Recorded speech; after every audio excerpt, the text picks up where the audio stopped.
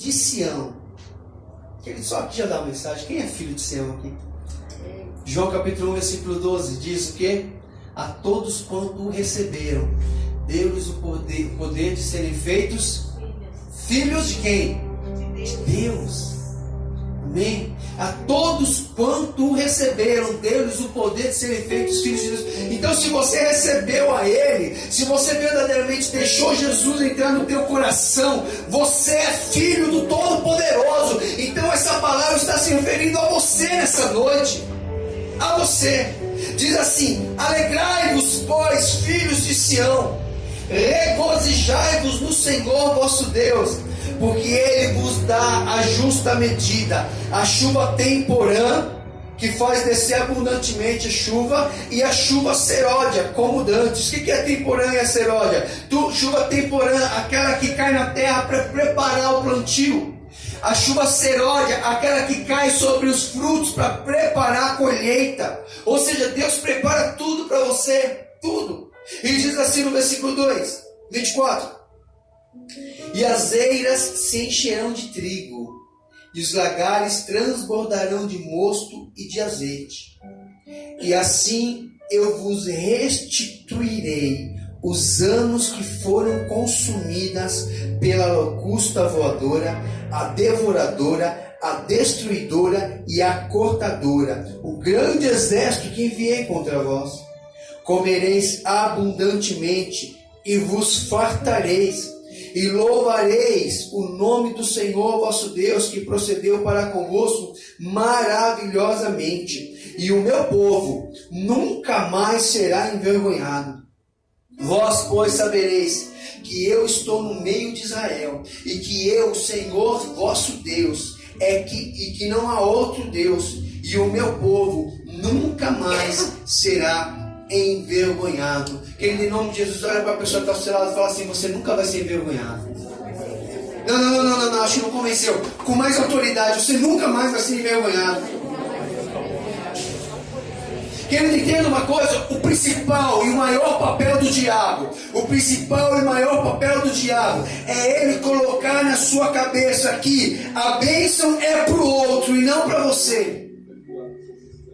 O maior engano de Satanás é ele começar a falar assim para você: olha, Deus fala com ele, mas com você já percebeu que ele não fala? Satanás começa a soprar no nosso ouvido assim: olha, Deus está cuidando mais do José do que de você. Deus está cuidando mais da Maria do que de você. Você não percebeu que Deus esqueceu de você? Você não percebeu que a sua oração não passa do teto? E Satanás, ele começa a jogar, a falar um monte de coisa na sua cabeça. Ele começa a falar: você percebeu que ninguém se importa com você? Você já percebeu que você entra na igreja e ninguém te cumprimenta? Você já percebeu que o pastor nem liga muito para você? Você já percebeu que a pastora não liga muito para você? E Satanás começa a jogar. E muitas vezes, se você não jogar fora esses pensamentos que ele lança, você acaba sendo contaminado.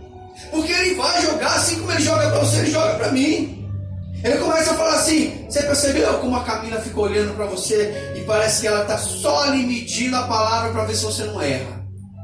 Você percebeu que o Marcelo fica ali só de olho ali, ó, só esperando eu dar uma deslizada para ele pegar e falar: pastor, você falou errado. Quem sabe que Satanás não fica falando um monte de bobeira na nossa mente? Fala! Você acha que Satanás não fala na sua mente que você é o mais feio da sua rua?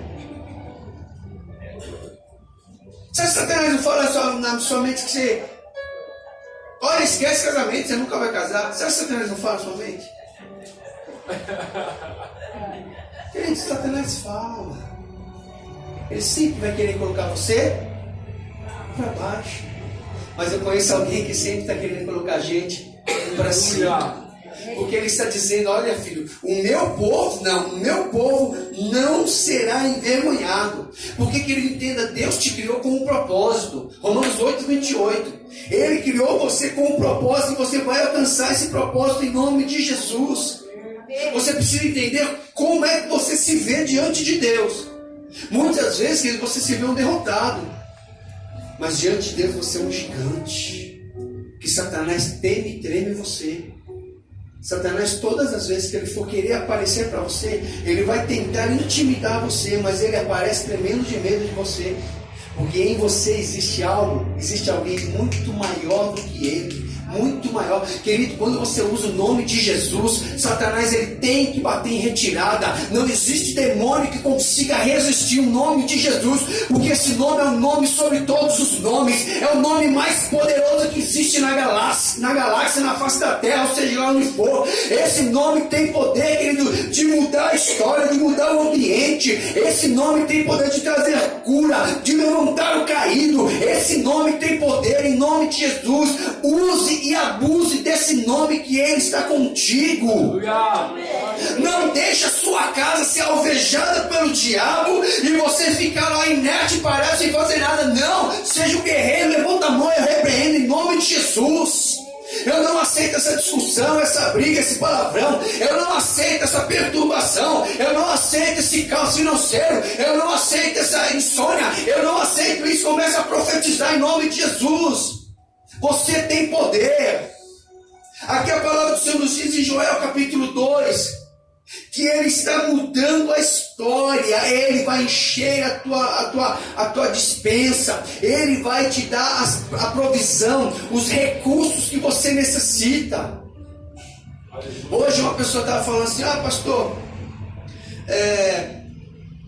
alguém teve um sonho contigo, e nesse sonho dizia que você estava muito rico.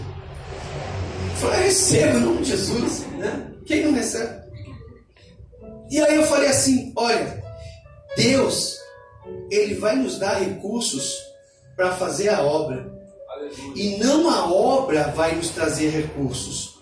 Porque a partir do momento que a obra me traz recursos, eu começo a depender da obra e não dependo mais de Deus. Mas a partir do momento que Deus dá o recurso para que a obra possa ser feita, eu sempre vou depender dEle. A Bíblia diz que você deve trabalhar como sendo ao Senhor, não como ao seu patrão. É difícil, mas é. Pastor, mas o meu patrão é assim, assim, assado. Não importa. Dê o seu melhor como sendo para Deus. Porque o teu Deus que te vê em secreto, Ele vai te abençoar. Nós estamos entrando, querido, num tempo sobrenatural, um tempo de abundância, um tempo que diz assim a palavra do Senhor: e as eiras se encherão de trigo, e os lagares transbordarão de mosto e de óleo, e eu vou restituir tudo aquilo que foi roubado da tua vida. Eu vou restituir. É tempo de dupla honra. É tempo de dupla honra. No começo do ano, na passagem do ano, do dia 31 para o dia 1º, foi exatamente essa palavra que Deus me deu. Foi essa palavra que eu ministrei. E eu creio que vai se cumprir. Tempo de dupla honra. Aleluia. Ainda diz mais assim: e comereis abundantemente. Querido, quem que não gosta de comer aqui? E ele não está falando assim: olha, você vai comer um pouco. Não, você vai comer abundantemente. Sabe, você vai ter fartura. E querida, esse é um tempo, eu espero que você esteja entendendo. É um tempo que Deus está mudando a história. Pastor, mas a América do Sul está em crise. Pastor, a Europa está abalada. Pastor, querido, em nome de Jesus, pode estar abalado, pode estar em crise, mas aquele que está em Cristo vai viver as promessas dele. As promessas, se você for contabilizar as promessas de Deus na Bíblia, existe mais de 38 mil promessas para você. Então, querido, aprenda a confiar na palavra, não no que o presidente, no governo diz, não. Aprenda a confiar naquilo que está escrito. O meu povo não será envergonhado. Interessante que o povo de Israel, eles se desviaram. O povo se desviou da face do Senhor. E quando o povo se desviou, Deus permitiu uma nuvem de gafanhoto que invadiu a terra e a plantação deles. No momento de caos, no momento de destruição, no momento de falência, no momento que a esperança se foi, Deus faz uma promessa: eu vou restituir tudo que foi perdido. Eu vou dar abundância para vocês. Talvez, pare e pensa, Não é isso que você está vivendo? Um tempo de tanta luta, de tanto sofrimento. Um tempo que você tem que trabalhar tanto para poder ter o pão de cada dia. Né? Parece que tem que matar um leão por dia. Né? E é o carro que tem despesa, e a casa que tem despesa. E toda hora que você está trabalhando, a esposa manda o WhatsApp, tem que passar no mercado. Tem que comprar isso. Tem que comprar. Não é assim? É assim comigo. Né? Ah, faltou isso, faltou aquilo, e vai assim, tem que passar no mercado, tem que passar na sopa, tem que passar na padaria, tem que trazer o leite, tem que trazer o pão, tem que trazer isso e aquilo. Toda hora, todo instante, todo momento, parece que a gente tem que conseguir dinheiro de alguma forma para suprir as nossas necessidades.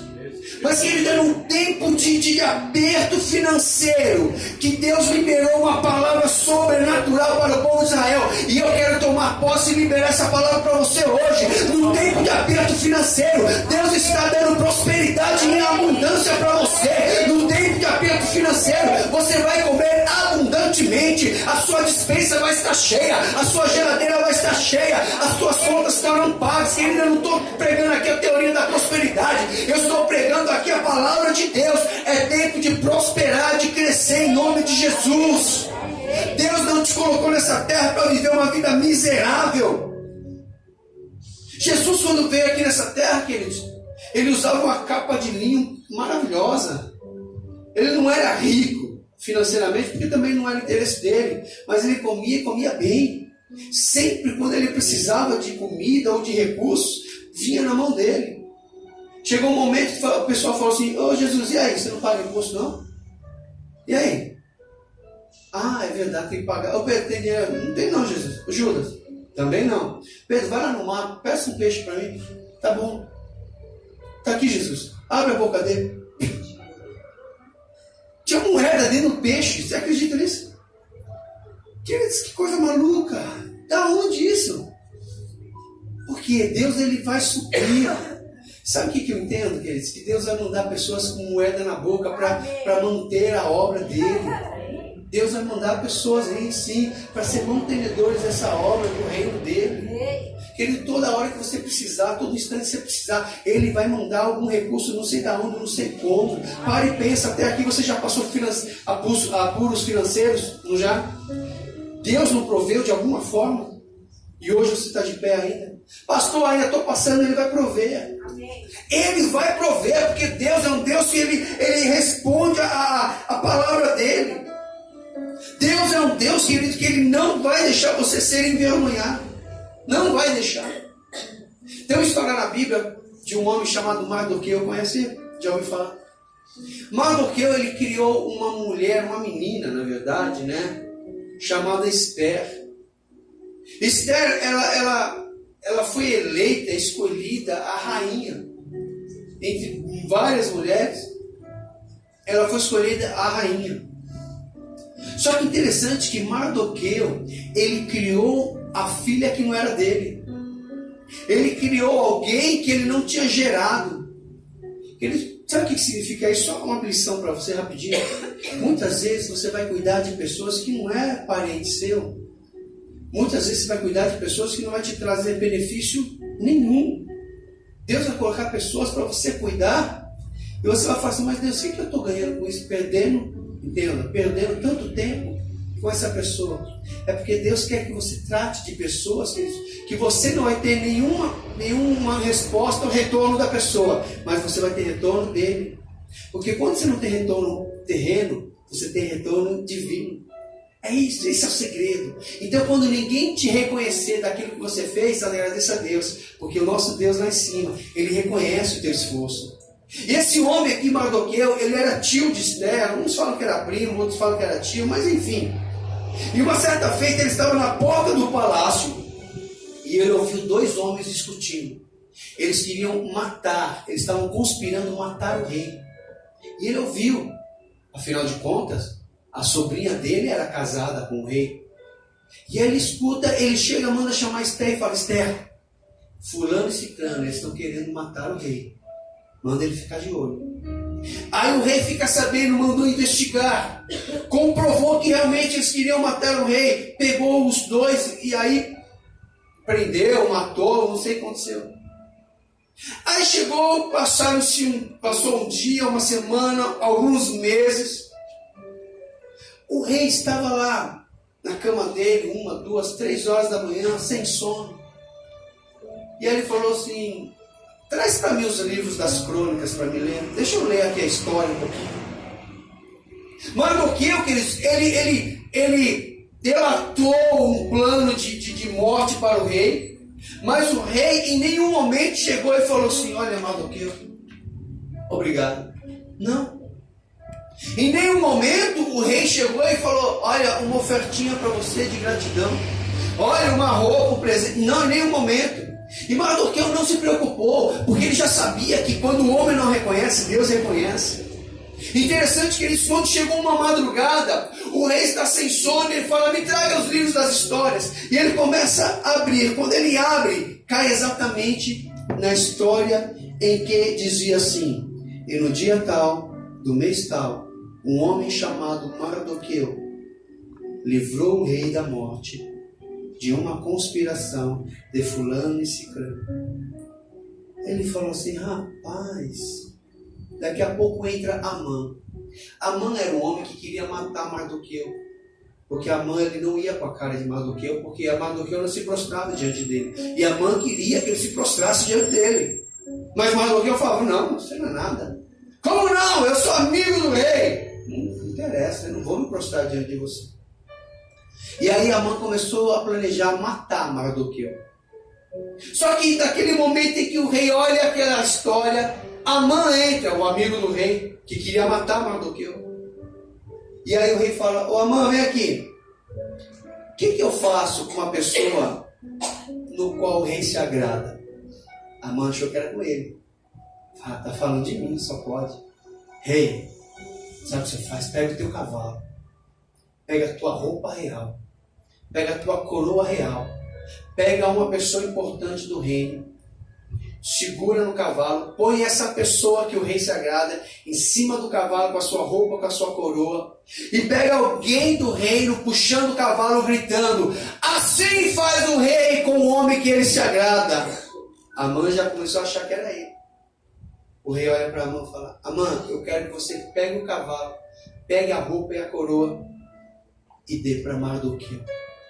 Eu quero que você coloque a minha coroa nele. Eu quero que você coloque a minha roupa nele. E eu quero que você puxe o cavalo dele e declare e fale bem alto: assim faz o rei com o homem que ele se agrada. Que ele entenda isso. Todo homem que realmente fizer o bem, que agradar a Deus, ele não será envergonhado, ele será reconhecido. Aquela pessoa que te persegue, que está tentando fazer um mal para você, ela vai reconhecer Deus na tua vida. Você não precisa se vingar, não precisa, porque ela mesma vai ver Deus na sua vida e a justiça dele vai cair sobre você, porque o meu povo não será envergonhado. Você não vai ser envergonhado, Deus vai honrar você, Ele vai te levantar, querido, em nome de Jesus.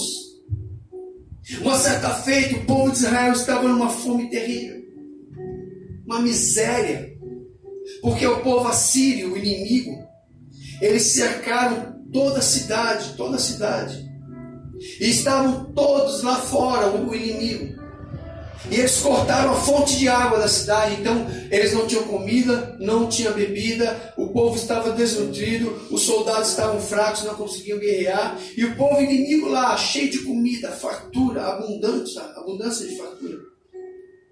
E aí o rei sai para passear diante do caos, da catástrofe, pessoas morrendo de fome, animais mortos na cidade com fome. E aí ele chega perto do muro e 2 mulheres estão discutindo. E aí ele chega e fala: o que está acontecendo? A mulher fala assim: rei, nós combinamos que ontem eu mataria o meu filho para comer. Eu matei e nós comemos.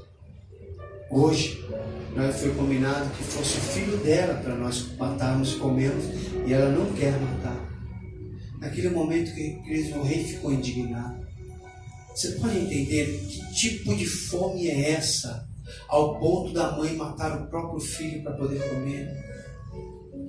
Não, você não consegue entender, porque você nunca passou fome. Eu nunca passei fome. A esse ponto, jamais. O rei ficou indignado e falou assim: a culpa é do profeta. A culpa é de Eliseu. Manda chamar Eliseu. E Eliseu foi diante do rei. Quando Eliseu chegou diante do rei, o homem de Deus, querido, o homem de Deus não tem medo de nada. Porque ele sabe que Deus está na frente, Deus está com ele. Quando chegou Eliseu diante do rei, ele falou, pois não, rei. Eliseu, é o seguinte, eu vou matar você. Essa fome, esse caos, essa destruição é por sua culpa. Minha culpa, sua culpa. Olha, eu garanto para você que amanhã até meio-dia você está morto. Eliseu, homem de Deus. Aquele homem de Deus é outro nível. É outro nível. Ele olha para o rei e fala assim, rei, amanhã, até meio-dia, vai ter comida e fartura aqui na terra. O amigo do rei, todo rei tem um amigo, né? Pode falar puxa-saco? Não, né? Não. Quem que eu falo então? O amigo do rei. O amigo do rei chega e fala assim, Eliseu, você tá maluco? Você acha que vai ter comida aqui? Olha o povo matando crianças para comer. Você pirou. Eu duvido que vai ter comida aqui. Eu duvido que vai ter comida. Eliseu olha para ele e fala assim, vai ter comida e você não vai comer uma banana. Porque você vai morrer antes de experimentar. Querido, cuidado, porque quando o homem de Deus profere sentença, é um perigo. Tem pessoas que às vezes Deus me usa e eu falo para ela, falo para ele, falo para a pessoa assim, olha, Deus está colocando muita autoridade na sua boca, cuidado. Porque se você falar morra, morrerá. Se você falar viva, viverá. Tem pessoas que têm autoridade, eu não sei, acho que é sintonia mais fina com Deus, que parece que Deus dá essa autoridade para essa pessoa. É boa? Mas é perigosa. Porque uma pessoa que tem autoridade no falar, se ela for desequilibrada, é trágico. Muito trágico. Eliseu não. Eliseu sabia o que falava. Ele falou assim, fica tranquilo, rei, amanhã, meio-dia, tem muita comida. O povo ficou na expectativa.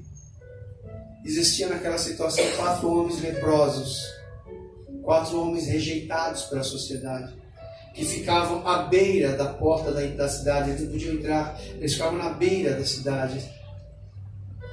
Um olhou para o outro e falou assim, olha, eu estou com muita fome. Eu também. Rapaz, eu vou morrer de fome. O que a gente faz? Um tem uma ideia. Vamos na cidade inimiga pedir comida para eles.